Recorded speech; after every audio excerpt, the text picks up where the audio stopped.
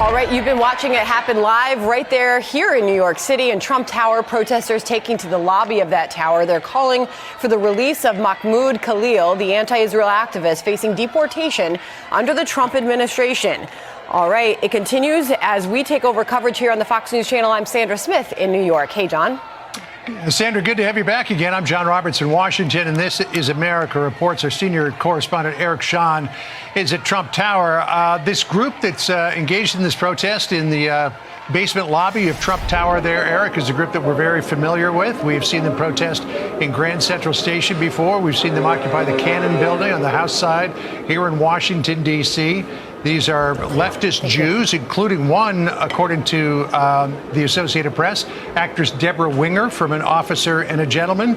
It would seem that these are American Jews who lean very far left, who find common cause with Palestinians, who have decided to occupy Trump Tower today.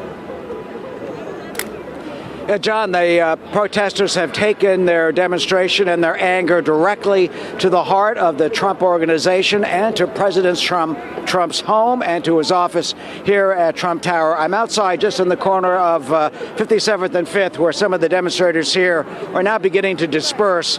We have seen, as I'll show you down the street, the entrance to Trump Tower, at least a dozen or so arrests so far of the protesters who came into that pink lobby, and you can see an officer right now escorting someone who has zip ties, handcuffs behind her back. They have the zip ties out. They are taking them to a bus which is around the corner for processing, where they are being arrested. Those are the demonstrators, part of this group, who refuse to leave Trump Tower. They sat down on the pink marbled floor. They chanted. They were cheering. They were talking about freeing Palestine, no walls in Mexico or in the Middle East. And of course, they were also chanting for and supporting Mahmoud Khalil, the leader of the Columbia University protests, who the Trump administration is seeking to deport. The Trump administration says that he is a threat to national security, adverse to U.S. foreign policy, that under Secretary of State Marco Rubio's legal power, he is able to deport him just by fiat, basically, by that. But of course, a federal judge has delayed the deportation at least until sometime next week for arguments back in court next Monday. Meanwhile, that has not stopped. That has only fueled and ignited these protesters in their anger, as you see more being walked out, some with shirts that say Jews for Peace. That is the group that has sponsored this protest. You see the more in their T-shirts. Others are just dressed in civilian outfit. And I asked some of them, why do they come here? And they, of course, said that this is aimed directly at President Trump, who they believe is illegally prosecuting Khalil and has been illegally, in their view, on the side of Israel, which, of course, they do not want, talking about rights of the Palestinian people. So the protest now basically is quieted down, but the arrests are continuing as those inside remain sitting down, willing to be arrested for their cause, as this basically started about an hour or so ago, as they suddenly decided to target Trump Tower, and the police are doing what the NYPD does and is prepared for, arresting those who are breaking the law. John, back to you. So, Eric, we're watching these live shots inside Trump Tower. Obviously, a huge police presence, as we have seen that building over the past hour that this has been going on. They're still chanting directly at the officers who are have lined up face to face with them. So right now, we're seeing arrests taking place. If we can flash that other live shot I just saw here a moment ago, there's arrests taking place. What can you tell us about how they organized to actually do this? Well, the group is very organized, and those who decided and agreed to be arrested remained inside, while others, as you can see, came out here to the corner of 57th Street not to be arrested. They were chanting. And the police obviously have a protocol for this. As you can see, one of the protesters is now sitting down on the street. This technically and legally can be considered resisting arrest. When you resist arrest, you don't have to fight back against a police officer. You don't have to punch them. This protester appears to have been sitting down right here on Fifth Avenue. in front of Trump Tower. And let's just wait and see. They'll probably pick that protester up. And that protester, in addition to being charged with civil disobedience and trespassing, will be picked up. As you can see, there is a potential resisting arrest charge right there. You're seeing live right here on the Fox News channel of a protester who not only was willing to be arrested inside, but also started to have her civil disobedience by conducting a resisting arrest count by sitting down on Fifth Avenue outside the street. So it's a very orderly process, actually. And at some points it was celebratory by some of these protesters, because when the arrestees, those who were arrested, were being walked out, the crowd here on the street were cheering and chanting. Some of the protesters who were not arrested and came out of the lobby were waving their hands in the air and smiling and cheering. So the sense here is a mixture of, yes, you have the anger and the outrage that has been simmering here for so long over what they see as the unjust custody of Mahmoud Khalil, but also you have a sense of celebration that their view is being broadcast around the country, and that their voice is being heard by their daring to come into Trump Tower and pick the president's home to stage their sit-in and their protest just now. Yeah, as we've seen, Eric, with other previous protests from this group, they go into a facility or a building and occupy it and cause a ruckus, and then typically what we've seen in the past, and seems to be following the pattern here, is the police or the Capitol Police or whoever moves in and starts to disperse them. They go pretty peacefully, but they go out in what they believe is a celebration that they got their point across.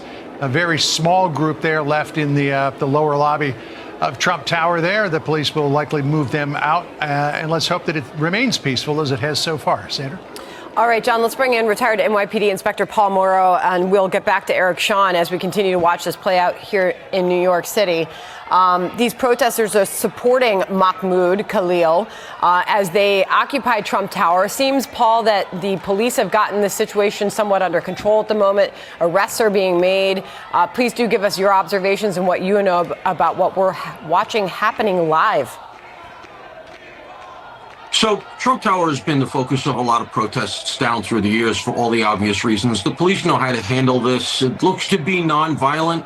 One of the nuances, though, is that this is not Colombia, which means that there is not going to be an agreement, a tacit agreement that's not really publicized, between the complainant, which in the last cases that we've seen has been Columbia University, and the DA's office. Almost certainly Trump Tower, in the person of Donald Trump as the owner, is going to look to press the charges.